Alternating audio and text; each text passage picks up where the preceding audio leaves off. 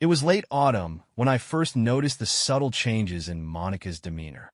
Our home, nestled in the heart of Chicago's suburbs, had always been a sanctuary of laughter, late-night talks, and quiet Sunday mornings. But lately, the air felt heavier. Monica, my wife of 15 years, seemed distant. Her laughter, once a melody that filled every corner of our home, now felt rehearsed, almost hollow. I convinced myself it was just work stress.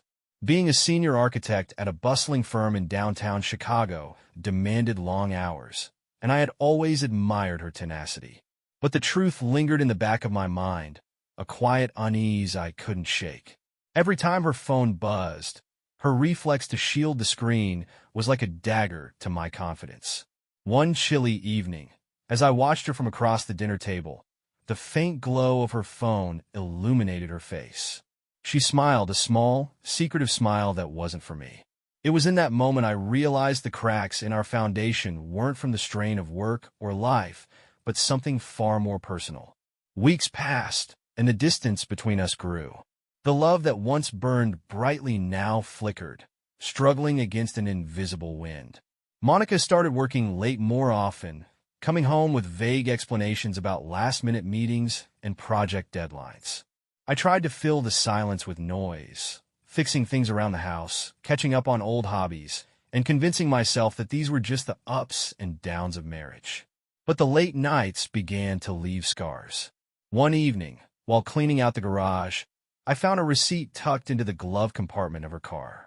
Dinner for two at a restaurant she'd never mentioned, dated the same night she'd claimed to be at work.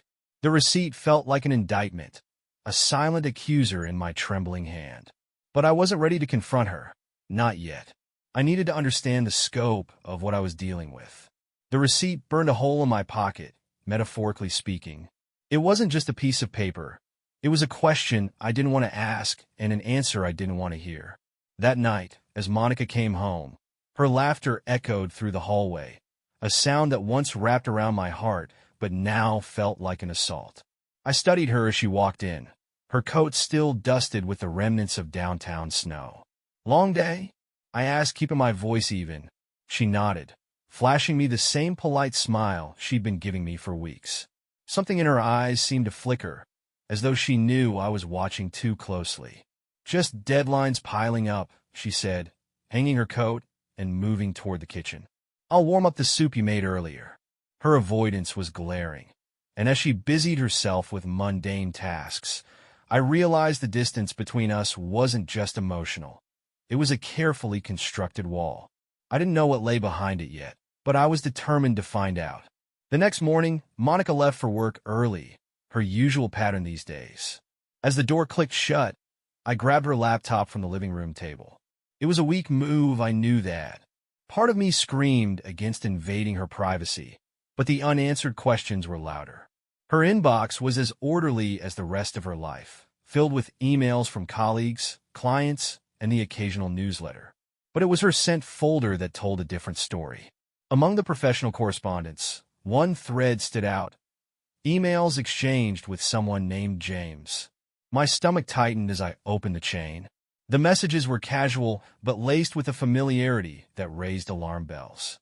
Words like "looking forward to tonight" and "thanks for keeping me company" felt like jabs to my chest. I clicked on an attachment, a photo of her at a wine bar, her smile radiant, her head tilted toward a man I didn't recognize. The man in the photo wasn't particularly remarkable. Dark hair, average build, but his presence was seismic. He was seated close to Monica, their glasses nearly touching, her hand resting lightly on the table. I stared at the image for what felt like an eternity, every detail etching itself into my mind. I needed to know more. I wasn't proud of what I did next, but desperation had a way of justifying the unjustifiable. I searched his name through social media and discovered his profile. James Whitman, a consultant from her firm. His photos were a curated highlight reel of his life. Vacations, work events, and dinners that seemed far too glamorous for someone working a desk job. One photo caught my attention, a candid shot of Monica at what looked like a corporate retreat. She was laughing, her eyes alight with the kind of joy I hadn't seen in months. James had captioned it, "Best team ever." I spent the day piecing together fragments of information.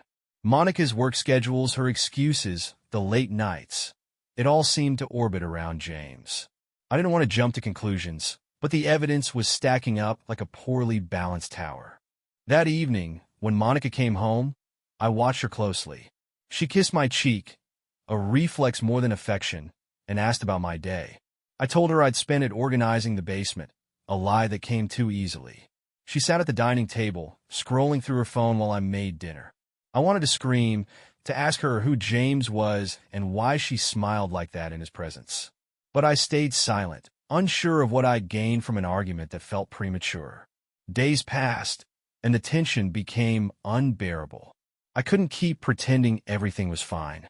One evening, after another long night at work for Monica, I decided to bring it up.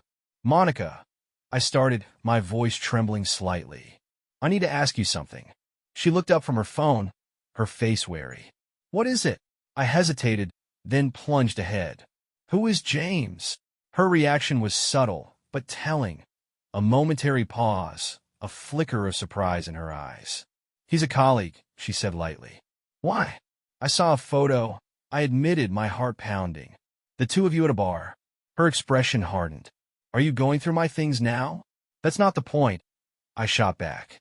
"The point is that you've been distant, working late, and now there's this man." She stood abruptly, her chair scraping against the floor. "I can't believe you don't trust me. After everything we've been through. Then give me a reason to trust you." I challenged, my voice rising. "Because right now it feels like I'm losing you." Monica didn't answer immediately. She crossed her arms, her posture defensive. "James is just a friend," she said finally.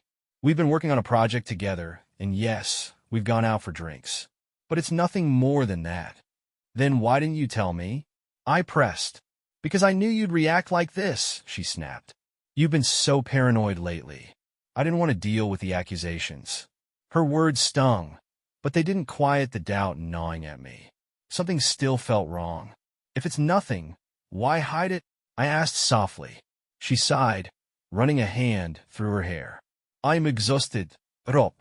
I can't keep doing this. I need you to trust me."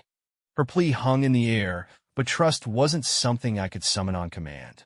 Not anymore. The conversation ended with Monica retreating to the bedroom and me staring at the empty kitchen. Her words circled in my mind, pleas for trust mixed with defensive outbursts. I wanted to believe her. I wanted to think I was overreacting. But my gut told me otherwise. That night, sleep eluded me. I lay awake, staring at the ceiling, replaying the conversation and her reaction. Was it guilt I saw in her eyes? Or just frustration with my questions? The line between paranoia and intuition blurred until I couldn't tell one from the other. I promised myself I wouldn't dig any further. I'd give her the benefit of the doubt. But promises made in the dead of night rarely survive the light of day. The following afternoon, I couldn't help myself. I decided to swing by Monica's office under the guise of dropping off lunch. It was something I hadn't done in years, and the act alone made me feel like a stranger in my own marriage. The receptionist greeted me warmly, recognizing me from past visits. "Monica's not in," she said with a polite smile. "She's out for lunch." "With who?" The question escaped before I could stop it. The receptionist hesitated. "I think she's with James. They've been working on that big project together." I nodded, masking the storm brewing inside. "Thanks," I said, leaving the building with a knot tightening in my chest. I didn't go home. Instead, I wandered downtown, my mind spinning. By chance, or perhaps fate, I spotted them. Monica and James were seated at a small cafe, laughing over their drinks. The way she leaned in, her hand brushing his arm, wasn't something I could dismiss as just colleagues. I stayed at a distance, hidden behind the corner of a bookstore. My stomach churned as I watched them. They looked comfortable. Too comfortable. When they finally got up to leave, I followed at a distance. They walked together toward a parking garage, exchanging smiles that felt like daggers in my chest. My phone buzzed in my pocket, snapping me out of my daze. It was a call from work, a reminder of a meeting I was already late for. Reluctantly, I turned away. That evening, Monica came home as if nothing had happened. She kissed me on the cheek, asked about my day, and even suggested watching a movie together. But I couldn't shake the image of her with James. The way her smile seemed to light up for him in a way it hadn't for me in months. I played along, laughing at all the right moments during the movie, but my mind was elsewhere. Later, as Monica slept, I retrieved her phone from the nightstand. My hands shook as I scrolled through her messages. The thread with James was there, but it was disappointingly sterile, work-related texts with nothing overtly incriminating. Still, something gnawed at me. I scrolled further and found an email draft saved in her account. It was addressed to James, but never sent. It read, "I don't know how much longer I can keep this up. It's tearing me apart." The email rattled me, its vague message leaving too much to interpretation. What couldn't she keep up? The long hours? The project? Or was it something deeper, something darker? I didn't confront her right away. Instead, I printed the email and tucked it into a drawer in my office. If this turned into something more, I wanted proof, something tangible to remind myself I wasn't imagining things. A week later, Monica suggested we host a dinner party for my birthday. It was an unusual gesture, considering how distant she'd been, but I agreed, hoping it might bridge the gap between us. The evening was a blur of laughter, wine, and old friends filling our home. Monica played the perfect hostess, her smile genuine and her demeanor warm. For a moment, I let myself believe we could find our way back to each other. But then, as I was refilling drinks in the kitchen, I overheard a snippet of conversation. Monica was speaking to a mutual friend, her voice hushed but urgent. "It's just been so complicated lately," she said. "I feel like I'm living a double life." The words hit me like a punch to the gut. What double life? Was she talking about us? Or something else entirely? The party ended, but the unease lingered. Monica's words replayed in my mind, fueling the fire of doubt that had been smoldering for weeks. I knew I couldn't keep circling the same questions without answers. I needed to confront the truth, even if it meant breaking the fragile facade of our marriage. The next morning, while Monica was in the shower, I called a private investigator. It felt extreme, even invasive, but I needed clarity. If Monica wasn't going to tell me the truth, I'd find it myself. The investigator, a sharp-eyed woman named Diane, assured me she'd be discreet. "Give me a week," she said, her tone professional but not unsympathetic. "If there's something to find, I'll find it." The week crawled by, each day feeling heavier than the last. Monica's behavior remained unchanged, warm and affectionate at times, distant and preoccupied at others. I found myself watching her more closely, analyzing every word, every glance, every smile. By the time Diane called, I was half convinced I'd imagined everything. But her words shattered that illusion. "Robert, I have something for you," Diane's voice crackled through the phone. Her tone was calm, but laced with gravity. "I think you'll want to see this in person." My stomach dropped. I nodded, even though she couldn't see me. "When can we meet?" "Tomorrow morning, 10 a.m., at my office," she said. "Bring a clear head." This might be hard to take. I barely slept that night. My mind raced with possibilities. Images of Monica and James together, laughing, kissing, sharing moments that were supposed to belong to us. Every imagined scenario cut deeper than the last. Diane's office was stark and professional, the walls lined with filing cabinets and framed certificates. She sat across from me, a thick manila envelope in her hands. Without a word, she slid it across the desk. I hesitated before opening it, bracing myself. Inside were photographs, Monica and James at the wine bar, their heads close together. Another showed them walking arm in arm, her head resting briefly on his shoulder. The most damning was taken at what appeared to be a hotel lobby. The timestamp on the photo confirmed it was the same evening she had told me she was working late. She checked into a room with him, Diane said quietly. They stayed overnight. The room spun. I gripped the edge of the desk, the weight of her betrayal crashing over me. I couldn't breathe, couldn't think. The proof was right in front of me, and it shattered any remaining hope I had clung to. I drove home in a haze, Diane's voice echoing in my ears. She had been professional and kind, even offering advice on what to do next.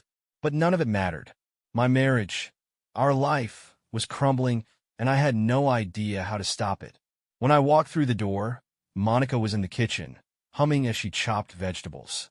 The sight of her, so serene, so oblivious to the storm brewing, ignited something in me. Anger, heartbreak, betrayal, they all surged to the surface. "We need to talk," I said, my voice sharper than I intended. She turned, her expression puzzled. "What's wrong? Who's James?" The words came out like a challenge, daring her to lie to me again. Her face froze, the knife in her hand hovering midair. "Rob, I already told you. He's a colleague. Stop lying." I slammed the manila envelope onto the counter, the photographs spilling out. "I know everything, Monica." Her eyes darted to the photos, her face draining of color. For a moment, she said nothing, her mouth opening and closing as if searching for the right words. Finally, she whispered, "I didn't want you to find out this way." "How did you want me to find out?" I snapped. "Or were you planning to keep lying until I couldn't ignore it anymore?" Tears welled in her eyes, but I felt no sympathy. "It wasn't supposed to happen," she said. "It started out as work dinners, but then, I don't know. I was lonely, Rob. You've been so distant." I laughed bitterly. "Distant? You're blaming me for this?" "I'm not blaming you," she insisted, her voice trembling. "I'm just trying to explain. I didn't mean for it to go this far." "Then why didn't you stop?" My voice cracked, the weight of her betrayal hitting me all over again. Monica didn't have an answer. She stood there, tears streaming down her face, as I picked up the photos and walked out of the kitchen. I needed space, needed to think, but every corner of our home felt tainted now, a reminder of what I thought we had. I retreated to the guest room, locking the door behind me. For hours, I sat on the edge of the bed, staring at the photos. Each image felt like a knife in my chest, cutting deeper with every glance. How had we gotten here? How had she let this happen? That night, the house was eerily quiet. Monica knocked on the guest room door once, softly, but I didn't answer. Eventually, I heard her footsteps retreating, followed by the faint creak of our bed as she lay down. I didn't sleep. My mind churned with questions, doubts, and memories of happier times. Was any of it real? Or had our entire marriage been a lie? By morning, I knew one thing. I couldn't ignore this. Monica had made her choices, and now I had to make mine. The thought of ending our marriage was devastating, but so was the idea of staying with someone who had betrayed me so deeply. When I emerged from the guest room, Monica was waiting in the kitchen, her eyes puffy from crying. "Rob," she started, her voice hesitant. "I need time." I interrupted. "I can't do this right now." Her face crumpled, but she nodded. "Take all the time you need," she whispered. I called my best friend, Eric, someone I could trust with anything. When I told him what happened, there was a long silence on the other end of the line. "Jesus, Rob," he said finally. "I don't even know what to say. Are you okay?" "Not really," I admitted. "I don't know what to do." "You don't have to decide right away," he said. "Take some time, figure out what you want, but don't let her off the hook." She made this mess. Over the next few days, Monica and I barely spoke. She tried to reach out, but I wasn't ready to hear her apologies or excuses. I focused on work, threw myself into projects, and avoided coming home until late. But no matter how busy I kept myself, the pain lingered. It followed me everywhere, a constant reminder of the life I thought I had and the betrayal that had torn it apart. A week passed, and I was still navigating the fog of betrayal. Monica and I existed under the same roof, but in separate worlds. One evening, after work, I stopped by a local bar, a dimly lit place that had always been a haven for quiet reflection. I wasn't expecting to see anyone I knew, but there he was, James. He sat at the bar, nursing a drink, his posture relaxed. For a moment, I froze, torn between anger and curiosity. I hadn't planned on confronting him, at least, not yet, but fate had other ideas. Before I could stop myself, I was standing next to him. "Mind if I sit?" I asked, my tone calm but cold. He looked up, his expression flickering with recognition and unease. "Robert, right?" "That's me," I said, settling onto the stool. "And you're James." "Monica's colleague." He swallowed hard, his composure faltering. "Look, I didn't mean for any of this to happen. Save it. I interrupted. I'm not here for excuses. I just want to know why. James sighed, running a hand through his hair. It started with work, he admitted. Late nights, long hours. She talked about feeling disconnected. I didn't plan on it going further, but one night, it just did. His words were like poison, each syllable seeping into the cracks of my composure. And you didn't think about me? About what this would do to our family? I'm sorry, he said weakly, his voice devoid of conviction. I never wanted to hurt anyone. You didn't just hurt me, I said, my voice low. You destroyed the trust Monica and I built over 15 years. Was it worth it? He didn't answer. He just stared at his drink, avoiding my gaze. Leaving the bar, I felt a strange sense of clarity. James wasn't a mastermind, just a weak man who let himself be swept up in something he shouldn't have. Monica's betrayal was still unforgivable, but the focus of my anger began to shift. This wasn't just about James. It was about us. Our marriage had been eroding long before James entered the picture. He was just a symptom of a deeper problem, a chasm Monica and I had let grow between us. That night, I went home determined to have an honest conversation with Monica. She was sitting in the living room, a glass of wine in her hand, staring blankly at the TV. When I entered, she turned toward me, her expression wary. We need to talk, I said, echoing the words that had started this downward spiral. She nodded, setting her glass down. Okay. I sat across from her, gathering my thoughts. Why didn't you tell me how you felt? That you were unhappy, disconnected? Her eyes filled with tears. I didn't know how, she admitted. You've always been so steady, so sure of everything. I didn't want to burden you. Burden me? I asked, incredulous. I'm your husband, Monica. If you can't talk to me, who can you talk to? She shook her head, her tears spilling over. I don't have an excuse, Rob. I should have talked to you. I should have fought for us instead of running to him. Her words hung in the air, heavy with regret. For the first time, I saw a glimpse of the woman I'd married, the one who had promised to love me through anything. I can't keep doing this, I said finally. If we're going to fix this, if that's even possible, it has to start with the truth. No more lies. No more half-truths. She nodded, wiping her eyes. I'll do whatever it takes. It's not just about you, Monica. It's about us. We need to rebuild everything. Trust, communication, everything, or there's no point. Her gaze met mine, filled with a mixture of hope and despair. I'll do anything to make it right. The following week, we started couples therapy. It was awkward at first, sitting in a sterile office with a stranger asking deeply personal questions. But as the sessions went on, I began to see the cracks that had formed in our marriage long before James. Monica opened up about feeling invisible, about craving excitement and spontaneity that our routine had stripped away. I admitted to my own failings, becoming too comfortable, too complacent, assuming she was as content as I was. It was painful, raw, and uncomfortable, but it was also necessary. One night, after a particularly emotional session, Monica handed me a letter. I wrote this for you, she said softly. I needed to put it into words.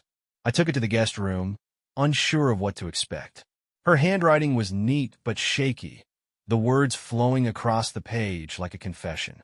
She apologized, not just for the affair, but for every moment she'd let me down. She wrote about her regrets, her fears, and her love for me, a love she admitted had been buried under years of resentment and misunderstanding. By the time I finished, my hands were trembling. It wasn't forgiveness, not yet, but it was a start. Amidst everything, our daughter, Sarah, became an anchor. She had sensed the tension between us long before the truth came out, and I regretted not shielding her better from the fallout. One evening, she approached me, her expression hesitant. Are you and Mom going to be okay? I knelt down, looking her in the eyes.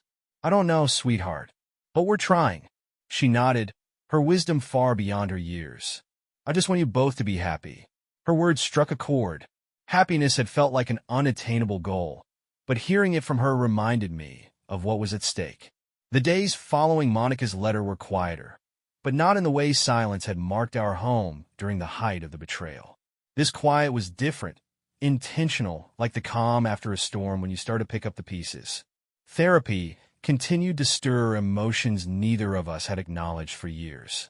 It was uncomfortable, but oddly liberating. We began finding small ways to rebuild trust. Monica started sharing her schedule with me, down to the last detail, and I, in turn, began opening up more about my feelings, something I had avoided for years. It wasn't easy. The walls between us, though thinner, were still there. One evening, as we sat on the couch, she reached for my hand, her fingers trembling. "Thank you," she whispered, "for not giving up on us." I didn't respond immediately, unsure of what to say. But I squeezed her hand gently, a silent acknowledgement that while I hadn't given up, we weren't out of the woods yet. At the therapist's suggestion, we planned a weekend getaway to a cabin in Wisconsin.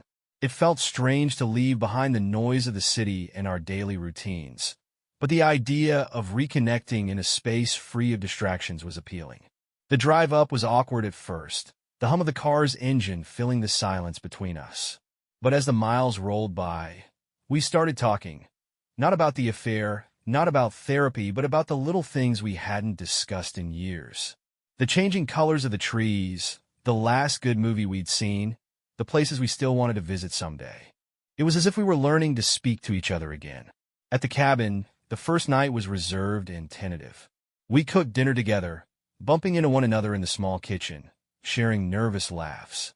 Later, we sat by the fire, sipping wine and reminiscing about the early days of our relationship. For a brief moment, the weight of the past lifted, and it was just us, no walls, no defenses. The second night, however, was different.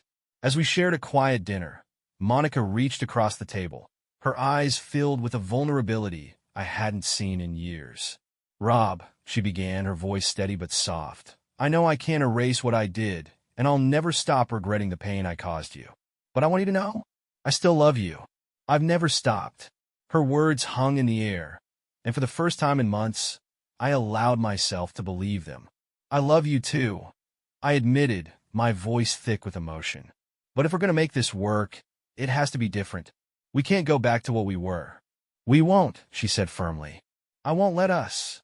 That night, as we lay in bed, I held her close, not because everything was fixed, but because for the first time, it felt like we were truly trying. Forgiveness didn't happen overnight. It wasn't a single decision, but a series of choices I made every day. Some days, it felt possible, like when Monica would surprise me with my favorite meal, or when I'd catch her watching me with an expression that seemed to carry both hope and apology. Other days, it felt impossible, especially when the memories of her betrayal resurfaced unbidden.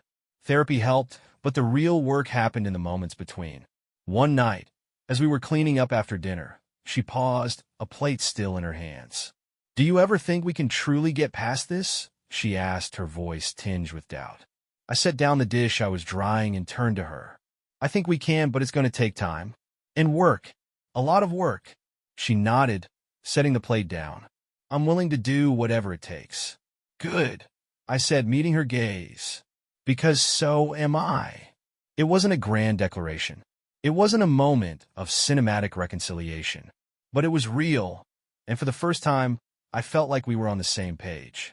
Months later, as we sat in our therapist's office, the idea of renewing our vows was brought up. Not as a way to pretend the past didn't happen, but as a commitment to the future we were trying to build. The idea grew on us. It wasn't about erasing what had happened, but about reaffirming our decision to fight for each other. We planned a small ceremony, just the two of us and our daughter, Sarah, on a crisp spring afternoon in a park where we used to picnic when she was young. Standing there, under the shade of an old oak tree, I looked at Monica and saw a woman who had made mistakes but was determined to atone for them. She met my gaze, her eyes shining with a mixture of love and determination. "I can't promise I'll be perfect," she said, her voice steady. "But I promise I'll never stop trying. I'll never stop fighting for us."